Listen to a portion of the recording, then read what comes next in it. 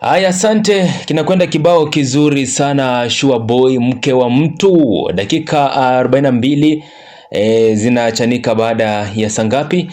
Baada ya saa 4 tunaelekea kumaliza polepole kipindi wani ni elimu Jumamosi, kama kawaida kwa nami Wanyama Dan. Asante sana kwa walimu wote ambao wanazidi kutuma results za watoto wao. Naona shule zina perform vizuri. Kaunti ya Kakamega ina perform pia vizuri. Kakamega High naona pia matokeo si mbaya. Kupeleka wanafunzi 11 kupata A plane bwana, si mchezo bwana. Haya, upande wa pili, kwenye laini ya pili niko hapa na msanii mwenyewe ataweza kujitambulisha kwa jina. Karibu sana Mr.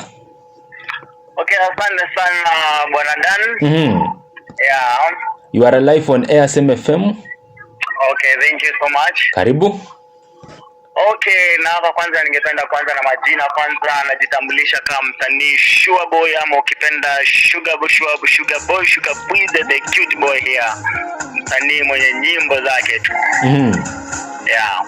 Pengine huyu Sure Boy anatoka wapi? Amelelewa wapi? Okay, Sure Boy ni msanii si mgeni sana pale, natoka pale Kakamega, mahali ambapo anajulikana kama Lwandeti DEP Secondary School Lugari. Yeah. Na sasa hivi msanii wetu Sure Boy yuko wapi? Okay, kwa sasa hivi mimi naweza sema yuko mtaani kule Lwandeti DEP Secondary School. Mimi nipo upande wa Naivasha Karagita. Yeah. Okay, huenda pengine kuliendaje ndo kaamua kuimba nyimbo za bongo badala ya kuimba nyimbo za injili? Kwanza hapo kabisa President Tanda na mashabiki zangu ningependa kwanza waweze kujua kabisa, kwa sababu mimi kwanza music nilikuwa na changamoto noma sana, nilikuwa na changamoto nyingine ambayo mtu haizi sema. Mimi kwanza muziki wangu kwanza nilikuwa pale upande wa Lwandeti tu kwa my grandmother Margaret Maila. Nilikuwa nasafiri kidogo naenda kule upande wa Busia, hiyo karibu Uganda huko. Before nisafiri nienda huko, nikaambia mama, nikamwambia mimi nahisi kwamba nikienda kule vile naenda nitatoka huko hata nikiwa mtumishi wa Mungu, ama kama si mtumishi wa Mungu nitatoka huko kama naimba nyimbo za gospel. Lakini kutoka nienda huko hivyo ndio nilikuja nikakuwa mwalimu wa Sunday school. Nikakuwa mwalimu wa youth, nikawafunza vizuri. Upande wa neno bado naweza sema upande wa neno nalijua vizuri. Lakini kurudi nyumbani from nowhere tu nikajikuta naimba gospel, but zile za freestyle naimba gospel. Sasa nikafika mahali kwa comment section watu wakajaa sasa kuniambia, we msanii si wa nini wa gospel, ukai kuimba gospel, ukai kufanya nini? Imba bongo moja uone vile itakupeleka. Sasa mimi kulingana na zile comments nilipata, ikabidi nikaenda kwa studio nikaimba nyimbo yangu moja tu ambayo inajulikana kama Oneka Mpenzi.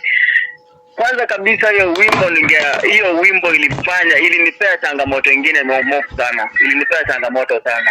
Kwa sababu kwa nini nisema ilinipea changamoto? Hiyo wimbo wakati nilienda studio ilikuwa kwa head. Kwenda kurekodi wimbo, kumaliza, kukuja nayo ndani watu wakaanza kusema naimbia mpenzi wangu aoleke, naimbia mpenzi wangu sio aoleke, aenda aoleke. Kwani mimi sina akili au vipi? Ndio mimi nikashangaa kwani vipi?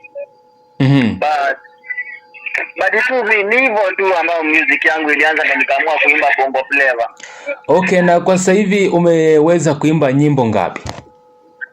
Kwa sasa hivi niko na nyimbo karibu 50 hivi. I hope tumepita 50 hapo. Naona hapa kuna comedies, kuna nyimbo umemix. Yeah, nimemix nyimbo, comedies na movies ndio nilikuwa nafanya bado. Kwa ujumla naona iko na 672 videos ya YouTube. Yeah, 672 views ambayo ya mwisho nimeweka jana kama coming soon. Hiyo coming soon inajulikana kama Hayasomeki by msanii Sure Boy. Yeah. Huenda pengine wakati wa kuimba nyimbo zako kuna changamoto ambazo unapitia. Huenda wakati ambapo naenda kurekodi muziki ama nyimbo zako kuna changamoto ambazo unapitia. Changamoto ni kwamba tu unaweza kuwa umeingia kwenye mic naangalia unaimba basi, unasikia iye ndani na biti, unaimba basi usikie ndani na biti. Hadi unashangaa kwani kunaendaje? Inabidi tena producer anakwambiaje, keti chini kwanza uangalie ni vipi utaunganisha mahali ndo beat ingiana vizuri na ndo muziki wako ingiana vizuri na beat. Hiyo ndo changamoto mimi napitia kabisa. Unajikuta umecancel wimbo ambao ulikuwa umeshaandika, uandike wimbo mwingine fresh kwa sababu ile iendani. Na huenda pengine wimbo kutokana na industry ya kuimba umelipwa ama bado? Gani hiyo? Yaani inamaanisha mambo na usanii unakupa kipato, unalipwa chochote? Okay, upande wa usanii mimi nasema kwamba upande wa usanii inanilipa tu ile wakati ambapo napata event mahali, kama umeniita kwenda kuperform kuimba kwa birthday ya mtu, hapo ndipo napata kama 10% or 20% hapo, kwa sababu unajua mtu akikuita kwenda kwa event yake hautalipwa vile msanii wajua analipwa, lazima utalipwa kiasi. Yeah. Asante, nataka tusikize wimbo wake. Kuna wimbo hapo unajulikana kama Moyoni. Yeah. Nataka tuweke kidogo tusikize tuone, alafu tutuambia ulikuwa unamaanisha nini ukisema moyoni. Asante.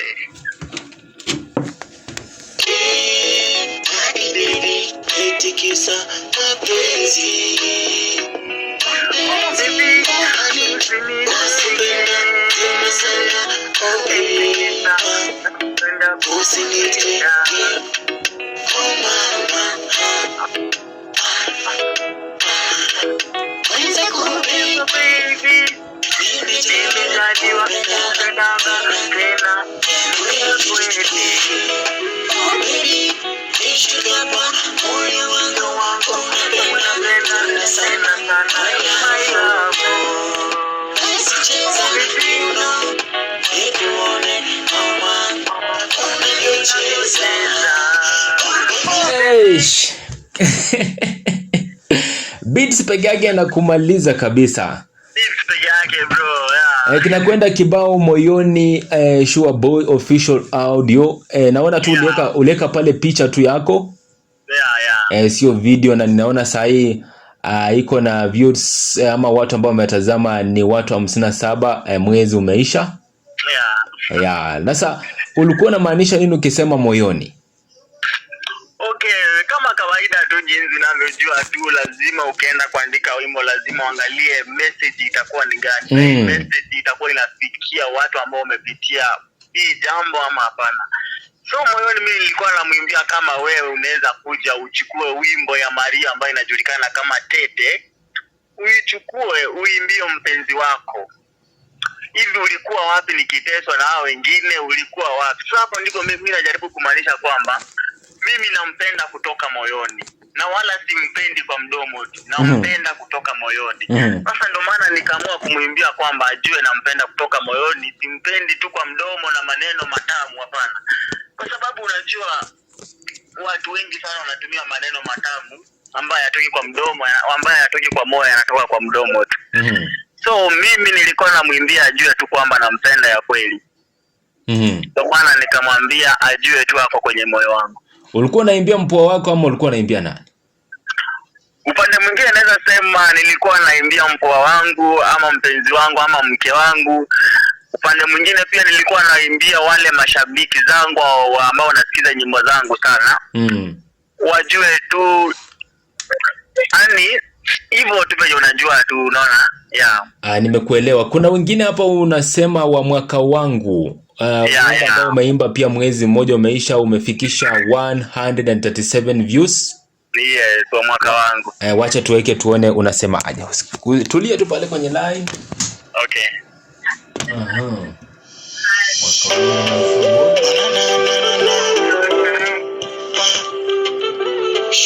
Sure boy.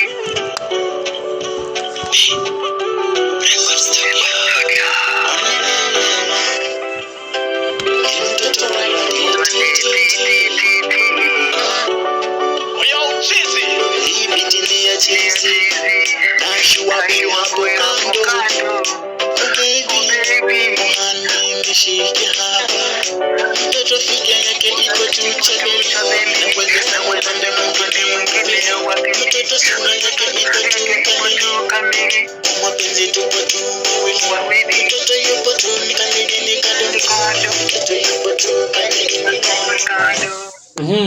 Ulikuwa na maana gani?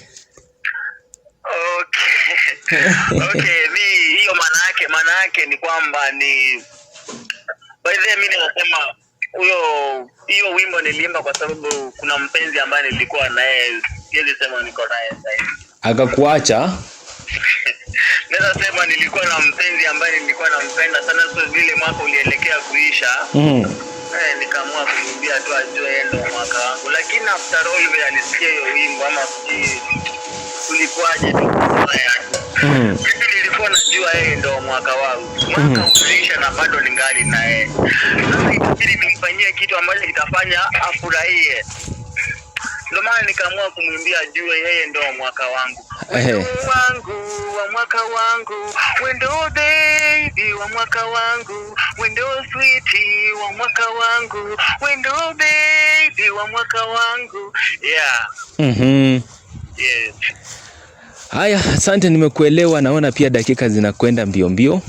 Asante. Pengine huenda neno la mwisho, msanii ambao ungependa kufanya naye collab, msanii ambao anapenda sana katika taifa la Kenya na hata Afrika nzima, ungependa nikikutana na huyu mtu lazima tuangushe ngoma bwana? Okay, mimi kwanza msanii ambaye mimi ningependa sana kufanya naye kazi kabisa, na ambaye namtafuta tena kwa wingi kabisa, ni msanii Damian Sanya.